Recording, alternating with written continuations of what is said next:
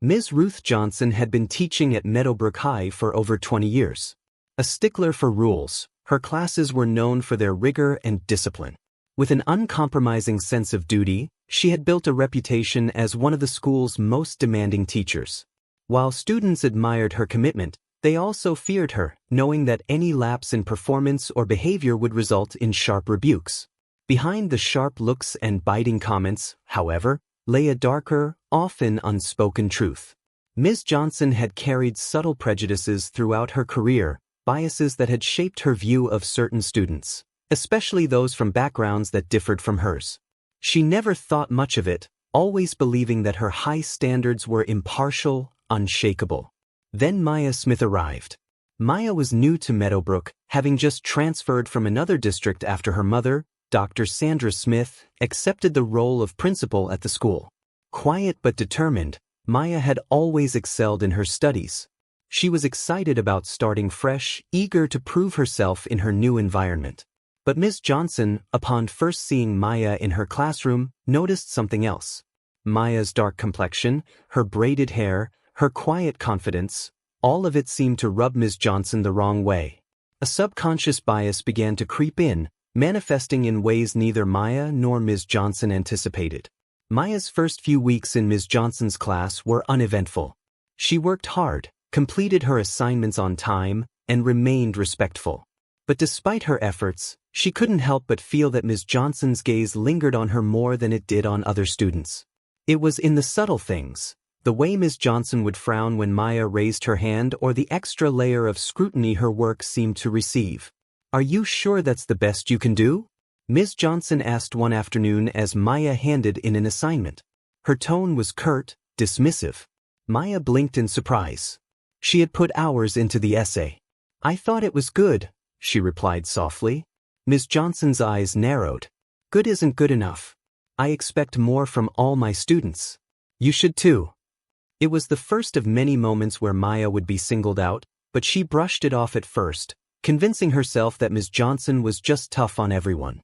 Yet, as the days passed, Maya began to feel the weight of Ms. Johnson's judgment more acutely.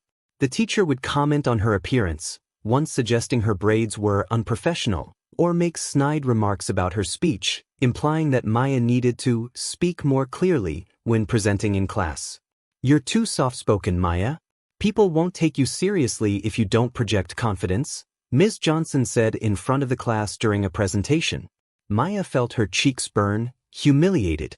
These microaggressions weren't obvious to anyone else. Ms. Johnson was careful to couch her words in ways that could be dismissed as tough love or constructive criticism, but to Maya, the pattern was becoming clear.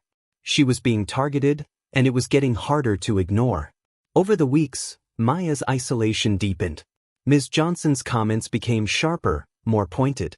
She would question Maya's intelligence in subtle ways, like suggesting that Maya must be used to doing things differently where she came from, or remarking on how she seemed to struggle with certain concepts that Maya had already mastered. Maya tried to keep her head down, but the anxiety began to wear on her. Her grades in other classes remained high, but in Ms. Johnson's she could barely scrape by with AB, despite putting in more effort than ever before. The weight of it all was beginning to take a toll on her mental health. She became quieter, more withdrawn, spending her lunch breaks alone in the library rather than with the new friends she had made earlier in the semester.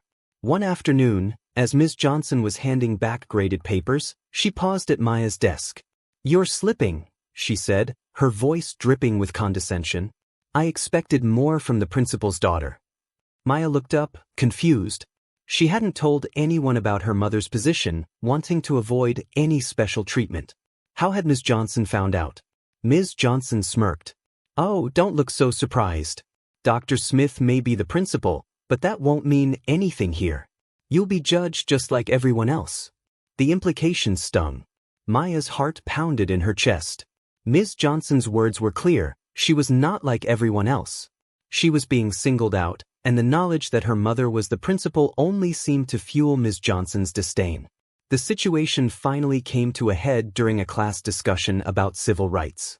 Ms. Johnson, ever the strict leader, steered the conversation toward the idea of meritocracy and hard work. She lectured the class on how everyone can succeed if they just work hard enough, and that people should stop making excuses for their circumstances. Maya, usually silent in class by this point, couldn't help but speak up. But sometimes, people face challenges beyond their control, she said softly, her voice trembling slightly. Ms. Johnson fixed her with a hard stare. What kind of challenges are you talking about? Maya hesitated, glancing around at her classmates, who were now all watching the exchange. Like systemic issues. Racism. Not everyone has the same opportunities. The room fell silent. Ms. Johnson's face twisted into a sneer. Racism? That's an excuse people use when they don't want to work hard enough, she said, her voice icy. This is America. If you want to succeed, you need to earn it. No one's going to hand you success on a silver platter because you cry about inequality. The comment hit Maya like a physical blow. She could feel her classmates' eyes on her, some of them wide with shock, others with discomfort. Ms. Johnson's words hung in the air, thick and venomous. Maya felt her throat tighten, her eyes burning with unshed tears. She had never felt so humiliated, so exposed. She knew then that this wasn't just about high expectations or strict teaching. This was personal. That evening, Maya couldn't hold it in any longer. She broke down in front of her mother, recounting everything: Ms. Johnson's microaggressions, the belittling comments, and the final, cutting exchange in class. Dr. Smith listened quietly, her face growing more serious with every word. When Maya finished, Dr. Smith sat in silence for a long moment. Then, in a measured voice, she said, "This is unacceptable." Dr. Smith had always believed in fairness and equality, both in her professional and personal life. She had worked hard to ensure Meadowbrook was a welcoming environment for all students, and the fact that her own daughter had been subjected to such treatment under her watch was something she could not let stand. The next morning, Dr. Smith called Ms. Johnson into her office. The meeting between Dr. Smith and Ms. Johnson was tense from the start. Dr. Smith wasted no time, laying out Maya's experiences and the growing discomfort other students had also started to express about Ms. Johnson's behavior. Ms. Johnson, for her part, was defensive. "I hold all my students to the same high standards. I don't know why Maya thinks she's being treated unfairly." Dr. Smith's gaze hardened. "This isn't just about high standards, Ms. Johnson. This is about the way you've targeted my daughter with discriminatory remarks. Whether you intended it or not, your biases are showing." Ms. Johnson bristled. "I'm not biased. I've been teaching for over 2 decades. I've seen students from all walks of life succeed under my guidance. Maya's just sensitive." Dr. Smith leaned forward, her voice firm but calm. "This isn't about sensitivity. It's about respect. You have a responsibility as an educator to treat all of your students with dignity, regardless of their race, background, or who their parents are.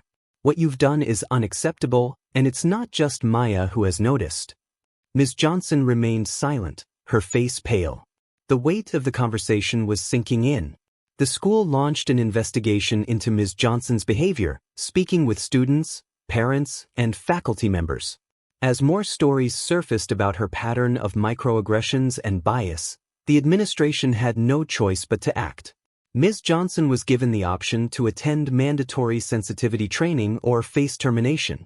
Though the decision was difficult, Ms. Johnson agreed to the training, recognizing, perhaps for the first time, the consequences of her actions. She had always believed she was fair, but the mirror held up to her now showed a different picture, one she could no longer ignore. Maya, meanwhile, found her voice again. Supported by her mother and her classmates, she learned that standing up against injustice was not just about speaking out for herself but for others who might not have the courage to do so. Ms. Johnson returned to the classroom after her training, quieter and more reflective. She no longer carried the same air of superiority she once had, and while some students remained skeptical, others noticed a change. Her interactions with Maya, in particular, became more respectful, though it took time to rebuild trust. For Maya, the experience had been painful, but it had also sparked a deeper understanding of the power of her voice. No longer afraid to stand up for herself, she became a leader among her peers, advocating for greater equity and inclusion at Meadowbrook. And as for Ms. Johnson, she learned a lesson she had never intended to teach, that it's never too late to change, but only if you're willing to confront the truth within yourself. Months after the incident, the school culture began to shift. Dr. Smith implemented new diversity and inclusion programs, ensuring that students and faculty alike were educated on unconscious bias and microaggressions. The confrontation between Ms. Johnson and Maya had sent ripples through the school, sparking difficult but necessary conversations. Ms. Johnson continued to teach, but she did so with a new perspective.